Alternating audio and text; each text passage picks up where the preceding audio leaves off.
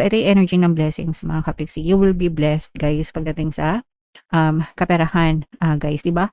Sabi nga yung unang-unang energy natin, blessing, blessing, no? So, combo ng blessings ito guys, blessings na blessings pa. So, talagang super pinagpapala kayo, 2 times, blessings times 2, no?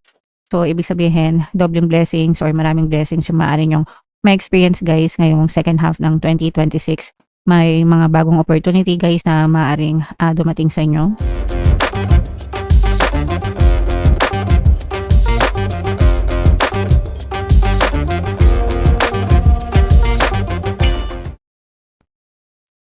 Hello guys, hello Pisces. Welcome back to Pinoy Pixie Tarot. Ang pamagat ng episode natin for tonight is second half kapalaran guys para ngayong July to December 2026. Para sa Pisces, Sun, Moon, Rising Sign, and Venus. Unahin natin tong deck na to guys. Ito yung mga angel messages sa inyo or yung mga paparating sa inyo mga kapiksi ngayong second half ng taon. So yung first message na, wow, grabe.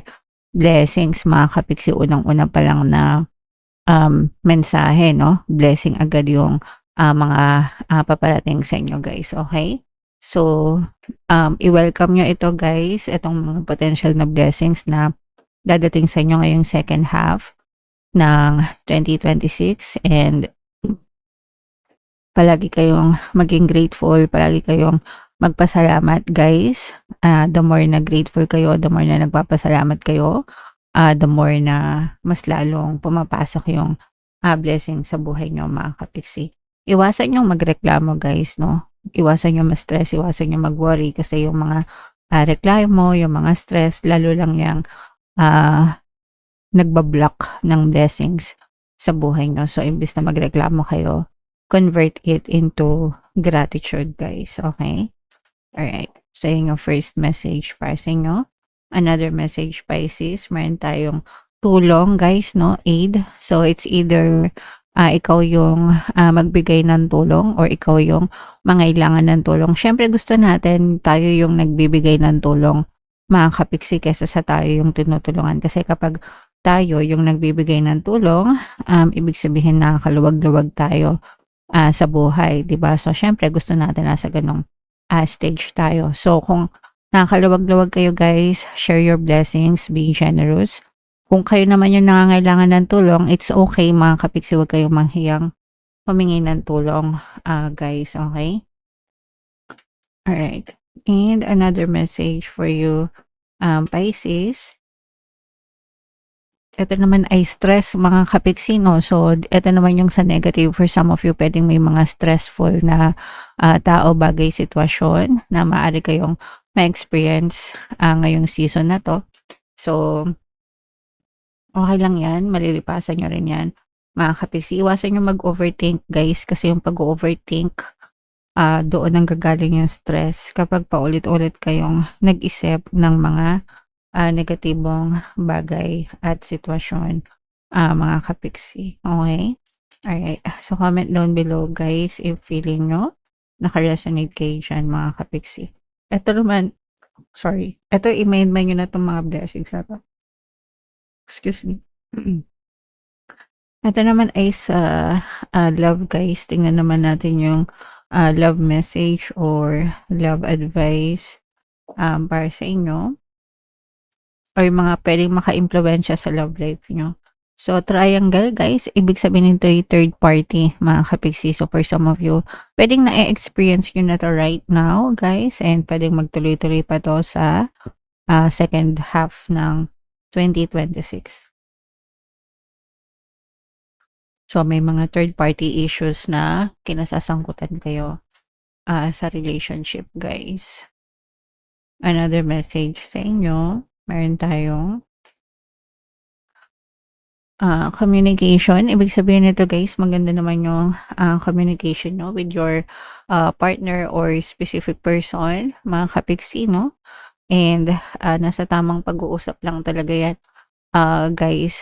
Ito rin yung magiging solusyon or pwedeng magkaroon ng resolution sa mga issues nyo kapag nagkausap kayo ng maayos ng person mo.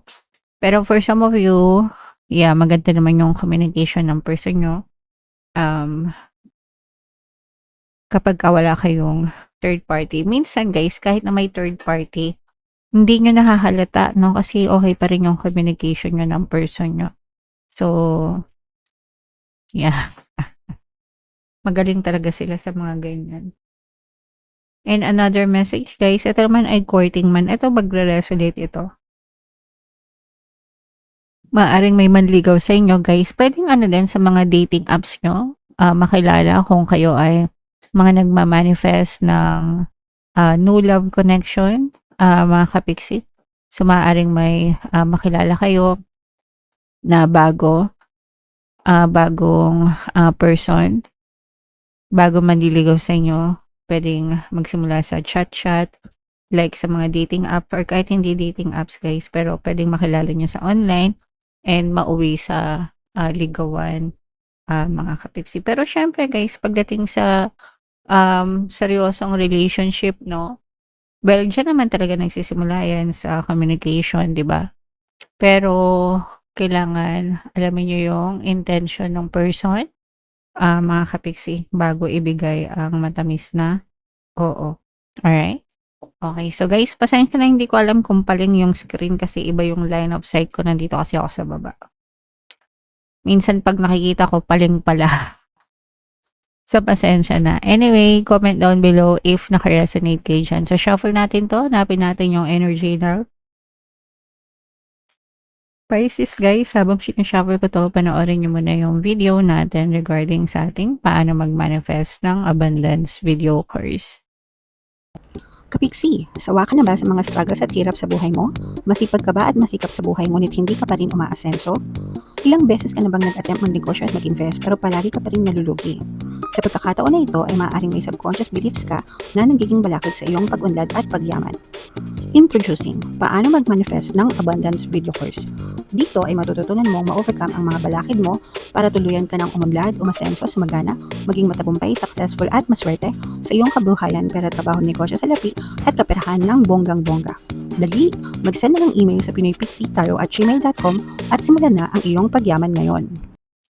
Alright, so sa lahat ng gusto mag-avail ng course guys, mayroon tayong paano mag-manifest ng abundance video course, paano mawala ang third party at magkaroon ng harmonious na relationship, paano pabalikin si ex or vice breakup. Sa mga interesado guys, mag-send lang kayo ng email sa pinoypixitaro@gmail.com. And sa mga naghahanap ng pampaswerte guys, mayroon tayong money shaker jar, mga kapiksi. Ito yun. Super liit na bote pero super effective guys, super powerful. At saka ito guys. So sa mga gustong swertehin, i-chat nyo lang ako. Ito yung WhatsApp number natin. Madami nang sumakses dyan guys, no? Kaya wag na kayong magpahuli, mga kapiksi. So Pisces, kayo ay represent ng King of Cups. Super positive ng energy nyo, mga kapiksi. Meron ditong presence ng earth signs, Capricorn, Taurus, Virgo. For some of you, maaring may earth element guys sa inyong natal chart, or you may be dealing with another earth sign. So ito yung energy ng blessings, mga kapiksi. You will be blessed guys pagdating sa kaperahan, guys, diba? Sabi nga yung unang-unang energy natin, blessing, no? So combo ng blessings ito guys, blessings na blessings pa. So talagang super pinagpapala kayo, 2 times blessings times 2, no? So ibig sabihin, dobleng blessings or maraming blessings yung maaari nyong may experience guys ngayong second half ng 2026. May mga bagong opportunity guys na maaaring dumating sa inyo na maging source of blessings nyo, mga kapiksi. So pwedeng bagong trabaho, bagong negosyo, bagong side hustle or investment. Pero kahit ano pa yung source of income na yan, blessed na kayo sa buhay, pinagpapala kayo. So i-mail mo nyo na yung mga blessings na yan, pagpapala, kasaganaan. Tuloy-tuloy guys yung daloy ng pera sa inyo. Kung ano man yung source of income nyo ngayon guys, magtutuloy-tuloy pa siya, mga kapiksi. At saka unstoppable, no? Unstoppable kayo, ibig sabihin walang makakapigil dito sa mga blessings na to. Actually guys, baliktad nga kasi pinagpapayuhan kayo na magpahinga naman guys, kasi baka sa sobrang sipag nyo, baka puro pera yung priority nyo sa buhay, nakakalimutan nyo na mag-enjoy, nakakalimutan nyo ng magpahinga. Yung iba baka nagiging workaholic na kayo and na-compromise na yung mga kalusugan nyo. So, ito naman ay reminder na magpahinga din kayo kung kinakailangan mga kapiksi, okay? Para ma-enjoy nyo naman yung mga pinaghihirapan nyo guys and para wag din kayong magkasakit. Pero kasi, kahit sabihin natin na magpahinga, ganyan, talagang natural na workaholic yung iba sa inyo. And wala namang masama sa pagiging workaholic guys, basta ilagay nyo lang din sa tamang balanse mga kapiksi, okay? Alright, so i-mind nyo na yan. Baka kasi ma-burnout kayo mga kapiksi. So burnout is real. Guys, minsan hindi nyo agad-agad mararamdaman, pero pag dumating yung time na maramdaman nyo yung burnout, parang ayaw nyo na magtrabaho. But that's fine mga kapiksi. Okay, hanggang kaya. As long as ini-enjoy nyo, guys. Okay? Alright, so again, i-mind nyo na yan mga blessings na yan. Mga kapiksi. So ito guys, kung meron kayong mga conflict sa family, mariresolve yung mga conflict nyo guys and mas mangingibabaw yung inyong pagmamahalan within the family, mga kapiksi, kasi yung iba sa nyo sa pamilya ito guys, no? Or pwede rin sa mga kaibigan kasi sometimes yung mga kaibigan natin, tinuturing natin sila na pamilya, no? So kung meron kayong mga conflict guys, mariresolve yung mga conflict within the family, within friends, and bibigyan kayo ng chance the universe to live happily ever after. Kumbaga, para mas maging masaya pa, mas maging harmonious pa yung relationship sa loob ng tahanan. And pagdating sa family guys, no, wag natin yan take for granted. Kailangan family always comes first guys. Kailangan palagi natin minamahal yung bawat isa, and tayo din yung magtulungan guys, okay? Alright. And for some of you guys, kung meron kayong mga problema na pinagdadaanan, mga kapiksi, matatapos din yan guys. Magkakaroon din kayo ng peace of mind or bagong simula. Matatapos yung chapter yung mga problema. Ito yung mga stress guys, no? Ito yung pinanggagalingan ng stress nyo. Yung iba, kapag kayo ay dahil sa overthinking, ito mga kapiksi. Kapag sinabing overthinking, yung isip ng isip, no? Ng negative mga kapiksi. Okay lang mag-overthink kayo ng positive, pero pag nag-overthink kayo ng negative guys, doon na medyo sasablay kayo. So, maging positibo mga kapiksi, okay?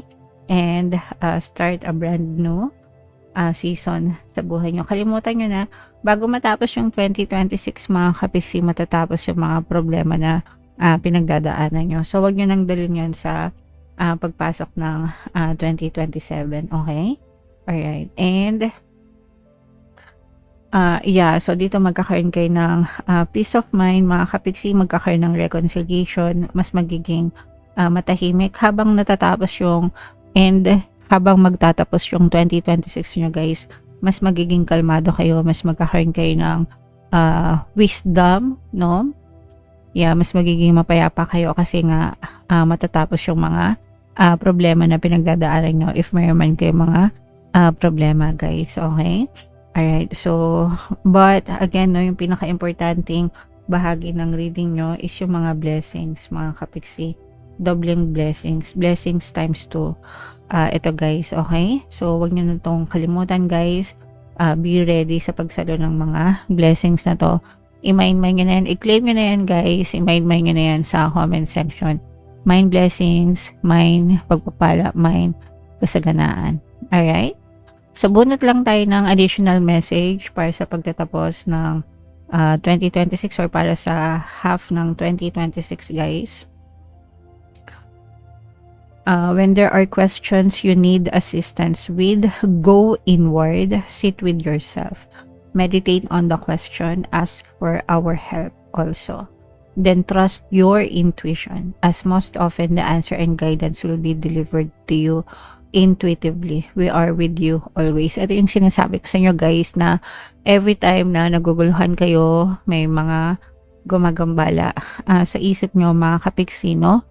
Magdasal kayo guys and trust your intuition, kasi yung intuition natin, yan yung pamamaraan ng mga gabay para gabay natin, mga spirit guides natin, para magabayan tayo. So They are called gabay or spirit guides. Kaya yun ang term nila dahil ang role nila sa buhay natin is gabayan tayo sa tamang landas para hindi tayo mapahamak. And lahat tayo may gabay guys. Bawat isa sa atin, simula nung pinanganak tayo, may mga gabay tayo mga kapiksi, okay? So always pray and trust your intuition para hindi kayo mapahamak guys, alright? Okay, so yan yung reading nyo guys para ngayong second half ng 2026. Comment down below if naka-resonate kayo guys. And yung mga magaganda, i-mind nyo na sa comment section mga kapiksi. For more tarot readings, ito yung playlist nyo. Ito naman yung ating success stories na paano mag-manifest ng abundance video course. Panoorin nyo itong video natin guys about money shaker charts. Thank you for liking, sharing, and subscribing. See you next time guys. I love you all. Have a nice day. Bye-bye.